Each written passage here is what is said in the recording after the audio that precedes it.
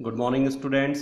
और जैसा कि आप सभी को मालूम है कि हमने इसके पहले वीडियो में यह समझ लिया था कि जब हमारी पूंजी जो होती है वो परिवर्तनशील होती है तब हम पार्टनर्स कैपिटल अकाउंट कैसे बनाते हैं। और आज हम इस वीडियो में समझेंगे कि यदि हमको सवाल में जब पूंजी स्थिर दी गई हो, व्हेन कैपिटल इज फिक्स्ड, जब भी हमको फिक्स्ड कैपिटल दी हो तो हम पार्टनर्स कैपिटल अकाउंट कैसे बनाएंगे। तो देखिए हम पहले समझते हैं कि जब भी आपको जो कैपिटल है वो स्थिर दी होती है तो सवाल के अनुसार हम 3 प्रकार के खाते बनाते हैं। वे 3 प्रकार के खाते कौन कौन से होते हैं? सबसे पहला, यहाँ पर आपने profit and loss appropriation account बनाया, ये फर्स्ट अकाउंट बनता है। देन सेकेंड, हम यहाँ पर बनाते हैं पार्टनर्स कैपिटल अकाउंट, और तीसरा बनाते हैं हम पार्टनर्स करंट अकाउंट। यानी जब आपकी पूंजी स्थिर दी होती है तो 3 प्रकार के खाते बनाते हैं। सबसे पहला खाता हम पहले ही बना चुके हैं, लाभ हानि समायोजन खाता, profit and loss appropriation account. ठीक है, यदि आपने profit and loss appropriation account बनाने का वीडियो नहीं देखा है तो आप हमारे प्लेलिस्ट में जाके उस वीडियो को देख सकते हैं। दूसरा, हमने आपको पार्टनर्स कैपिटल अकाउंट बनाना बताया था। पार्टनर्स कैपिटल अकाउंट जब आपकी जो पूंजी होती है वो पूंजी क्या होती है, जब आपकी पूंजी परिवर्तनशील होती है तो पार्टनर्स कैपिटल अकाउंट कैसे बनाते हैं ये मैंने आपको बनाना बता दिया था। चलिए आज हम इससे थोड़ी सी स्टेप आगे बढ़ते हैं कि जब पूंजी स्थिर हो तो पार्टनर्स कैपिटल अकाउंट कैसे बनाएंगे। तो मैंने आपको अभी बताया कि 3 प्रकार के खाते बनते हैं। सबसे पहला profit and loss appropriation account, दूसरा जो बनेगा हमारा पार्टनर्स कैपिटल अकाउंट बनेगा। अब देखिए पार्टनर्स कैपिटल अकाउंट में आपको एक चीज़ समझने की है कि जो आपका ये पूरा प्रोफॉर्म दिया हुआ है जिसको हमने समझा था, जो आपका पार्टनर्स कैपिटल अकाउंट है और परिवर्तनशील पूंजी से बना है, तो मैंने आपको बताया था कि जब भी आपको सवाल में यदि ये दोनों मेथड दी जाती है तो सबसे पहले हम परिवर्तनशील से पार्टनर्स कैपिटल अकाउंट बनाते हैं। अब हम इसी पार्टनर्स कैपिटल अकाउंट से हम दूसरी मेथड का फॉर्मेट बनाएंगे, पार्टनर्स कैपिटल अकाउंट बनाएंगे, पर किस कंडीशन में? व्हेन कैपिटल आर फिक्स्ड, यानी जब हमारी कैपिटल हमको फिक्स दी होगी तो हम कैसे बनाएंगे इसको समझते हैं। तो देखिए हम पहले इस को फॉलो करते हैं कि यहाँ पर दिया हुआ है बाय बैलेंस ब्रॉट डाउन। ठीक है, पर ये परिवर्तनशील से बना है। अब हमको कौन सी पद्धति से बनाना है? स्थिर से बनाना है। तो सबसे पहले बाय बैलेंस ब्रॉट डाउन यानी जो साझेदारों की पूंजी जो लिखी है, इस पूंजी को यहाँ से हम एक आपको मानना है, ऐसा करना नहीं है, ये मानेंगे कि हमने यहाँ से पूंजी हटा दी, यहाँ से पूंजी हटा दी और एक नए अकाउंट में हमने ये पूंजी डाल दी बाय बैलेंस ब्रॉट डाउन। मान लेते हैं कि इन दोनों की पूंजी है 10,000 रुपये और इसकी भी पूंजी है अपनी 10,000 रुपये। तो 10,000 रुपये की पूंजी थी जो हमने यहाँ पर अपडेट कर दी। क्लियर? अब हम आगे बढ़ते हैं कि बाय बैलेंस सीडी लिख चुके हैं हम, और यहाँ पर ये बात समझने वाली है कि यहाँ पर जो आइटम है वो केवल एक ही आइटम होता है। यहाँ पर हमने समझा कि हमको केवल एक ही मद लिखना है, बाय बैलेंस ब्रॉट डाउन। जो हमने बैलेंस ब्रॉट डाउन लिख दी है उसी को हम 2 में भी बैलेंस निकाल देंगे। तो देखिए यहाँ पर का टोटल मान लीजिए 10,000 आ रहा है, 10,000 आ रहा है दोनों तरफ का, मिस्टर ए और मिस्टर बी का। तो आपको अब जो बैलेंस निकलेगा वो 2 साइड में निकलेगा, 2 बैलेंस सीडी, 2 बैलेंस सीडी निकलेगा। तो यहाँ पर भी ए का टोटल 10,000 है, इधर कमी आ रही है 10,000 की, तो ये 10,000 का इधर बैलेंस हो जाएगा। बी का टोटल 10,000 है, इधर भी कमी आपकी 10,000 आ रही है, तो ये भी आपका 10,000 का टोटल हो जाएगा। दोनों तरफ के टोटल बराबर हो जाएंगे। क्लियर? यानी कहने का मतलब ये है कि जब भी पूंजी स्थिर दी होती है और हमें पार्टनर्स कैपिटल अकाउंट बनाना होता है तो केवल उसमें एक ही आइटम को लिखते हैं बाय बैलेंस बीडी, यानी क्रेडिट साइड से शुरुआत करते हैं, यानी एक आइटम आपका क्रेडिट साइड में आता है और उसका बैलेंस यानी एक आइटम आपका डेबिट साइड में आता है। क्लियर? डेबिट और क्रेडिट में आपकी केवल एक ही आइटम लिखाई जाती है। शुरुआत हमेशा बाय साइड से होती है, बाय बैलेंस ब्रॉट डाउन, और उसका टू बैलेंस सीडी करके निकाल लिया जाता है। यानी यहाँ पर हमने दोनों प्रकार के पार्टनर्स कैपिटल अकाउंट देखे। जब पार्टनर्स कैपिटल अकाउंट हम परिवर्तनशील से बनाते हैं तो उसमें सारी चीज़ों को शामिल करते हैं, पर जब हम स्थिर से बनाते हैं तो केवल उनकी जो भी पूंजी होती है केवल उसी का डिटेल आता है, बाकी चीज़ें नहीं आती हैं। क्लियर? ओके, तो ये आई होप आपको पार्टनर्स कैपिटल अकाउंट समझ में आ गया होगा। पर कौन सी पद्धति से? जब पूंजी स्थिर होती है, कंडीशन हमारी यहाँ पर ये अप्लाई हो रही है। तो हमारा ये दूसरा खाता हो गया। हमको तीसरा भी खाता बनाना है इस पद्धति में, तो तीसरे खाते को नाम देंगे हम पार्टनर्स करंट अकाउंट। ठीक है, पार्टनर्स करंट अकाउंट में पहला कॉलम आपका पर्टिकुलर का, जो हम हमेशा लिखते हैं। दूसरा कॉलम अमाउंट का, यहाँ पर हम मान के चल रहे हैं कि हमारे दो पार्टनर हैं, मिस्टर ए और मिस्टर बी। यहाँ पर भी आपका पर्टिकुलर का कॉलम होगा, और यहाँ पर भी हम मान के चल रहे हैं कि अमाउंट के दो कॉलम हैं, क्योंकि हमारे जो पार्टनर हैं वो दो हैं, मिस्टर ए और मिस्टर बी। क्लियर? तो आगे बढ़ते हैं। अब हम वापस से यहाँ पर देखते हैं कि यहाँ से जब हमने इनकी पूंजी हटा दी थी तो अब कितनी चीज़ें बची हैं।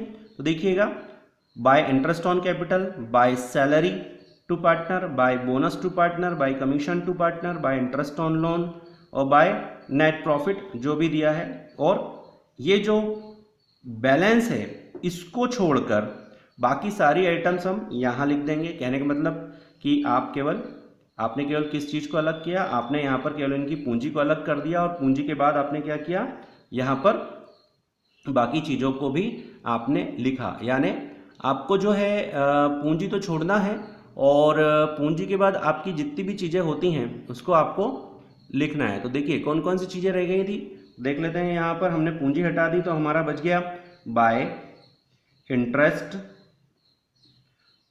ऑन कैपिटल, बाय सैलरी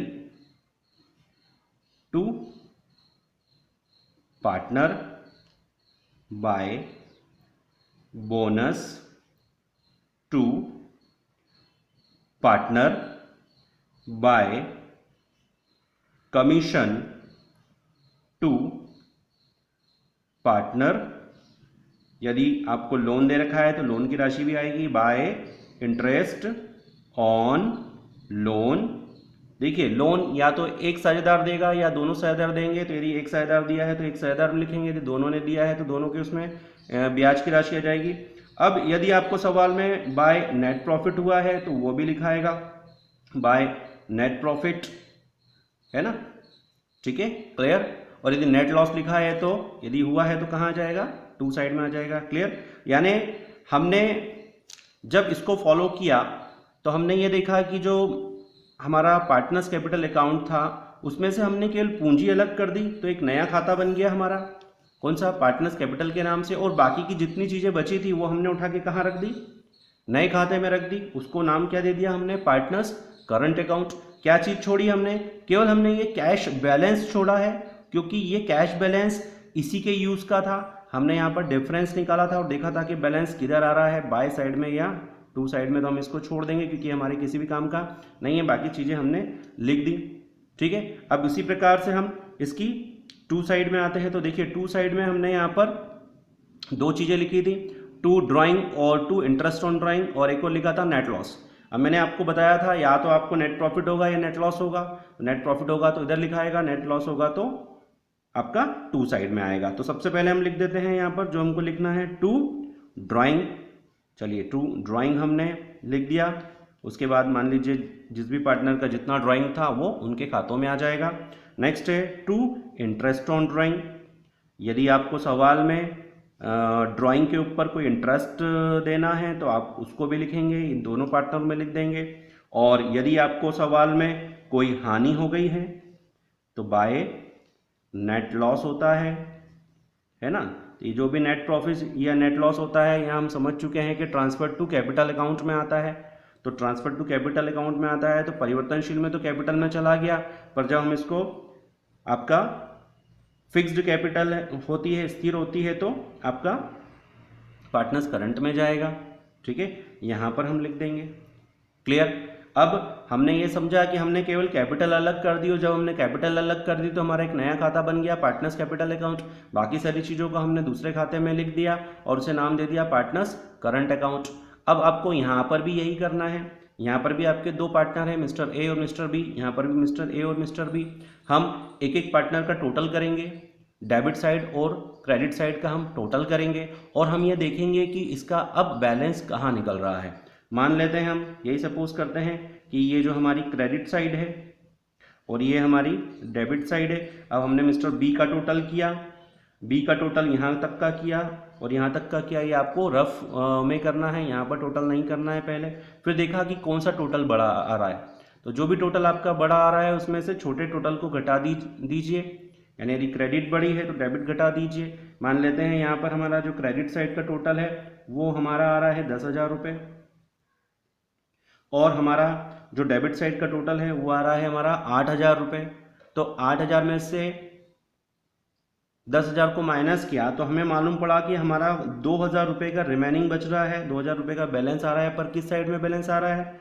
इस साइड डेबिट साइड में आ रहा है। तो हमने उसको टू कैश या बैलेंस के नाम से, सीडी के नाम से लिख दिया। अब हमारा दोनों तरफ का टोटल मिस्टर बी का बराबर हो गया। यहाँ पर भी 10,000 रुपये आ गया, यहाँ पर आपने डबल लाइन कर दी, यहाँ पर भी आपने अकाउंट क्लोज कर दिया। क्लियर। यानी आपने आपका अभी बी का क्लियर कर लिया। इसी प्रकार से हमको करंट अकाउंट का ए का भी बैलेंस निकालना पड़ेगा।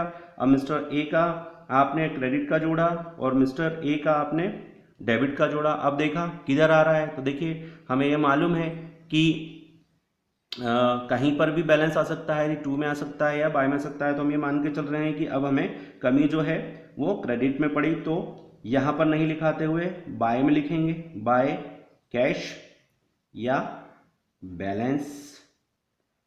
और जो भी रिमेनिंग आ रहा है, मान लेते हैं 4,000 का कोई रिमेनिंग आ रहा है, तो हमने 4,000 लिखे। अब दोनों हज़ार का मान लेते हैं हम कि 20,000 का टोटल बराबर हो गया। तो ये 20,000 इधर भी आ गए और ये 20,000 रुपीज़ हमने इसके टू साइड में भी लिख दिया। क्लियर। तो देखिए यहाँ पर हमने ये समझा कि जब भी पूंजी परिवर्तनशील होती है या स्थायी होती है तो कितने प्रकार के खाते बनते हैं। तो जब भी पूंजी आपकी परिवर्तनशील होती है तो दो प्रकार के खाते बनते हैं, profit and loss appropriation account, then partners capital account. Clear. और जब पूंजी आपकी स्थिर होती है तो तीन प्रकार के खाते बनते हैं, profit and loss appropriation account, partners capital account, then partner current account. अब पार्टनर्स करंट और पार्टनर्स कैपिटल हम किसके आधार पर बनाते हैं? तो देखिए पूरे अकाउंट तो बनते तो प्रॉफिट एंड लॉस एप्रोप्रिएशन के आधार पर है, पर जब भी आपको मेथड पूछी जाती है, मेथड दी होती है, तो हम सबसे पहले पार्टनर्स कैपिटल अकाउंट बनाएंगे। किसके लिए? जब when the capital is fluctuating, आपकी परिवर्तनशील पूंजी दी होती है। आप उसमें क्या करते हैं, हमको के लिए ध्यान रखना है कि जब हम पार्टनर्स कैपिटल बनाएंगे तो केवल पार्टनर्स कैपिटल में उनकी केवल पूंजी लिखेगी और इसके अलावा कोई भी चीज़ें नहीं आएंगी। तो यहाँ पर आपने बैलेंस ब्रॉट डाउन करके लिखा और आपने इसका टू बैलेंस निकाल लिया और यहीं पर इन खातों को हमने क्लोज कर दिया।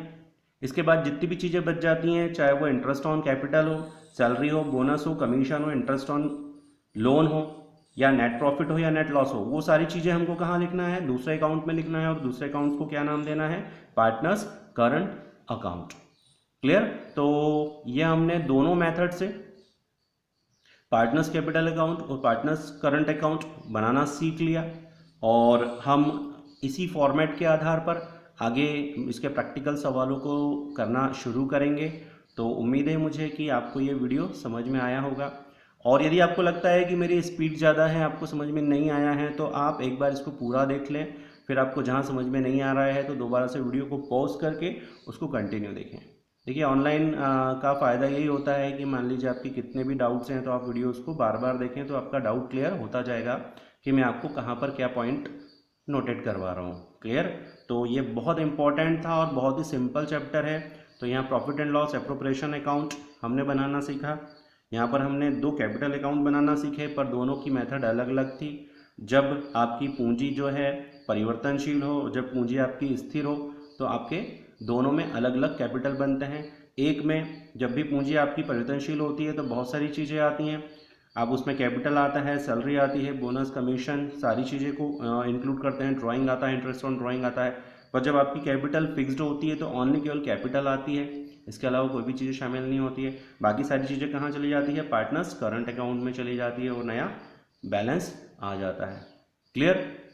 तो आई होप वीडियो आपको पसंद आया होगा, और यदि आपको वीडियो पसंद आता है तो आप हमारे चैनल को सब्सक्राइब कर सकते हैं। आप इस वीडियो को फॉरवर्ड कर सकते हैं ऐसे लोगों में जिन तक एजुकेशन नहीं पहुंच रही है, या जो 11th बैकग्राउंड या 12th बैकग्राउंड कॉमर्स से संबंध रखते हैं, तो आप उनको भी ये वीडियो फॉरवर्ड कर सकते हैं।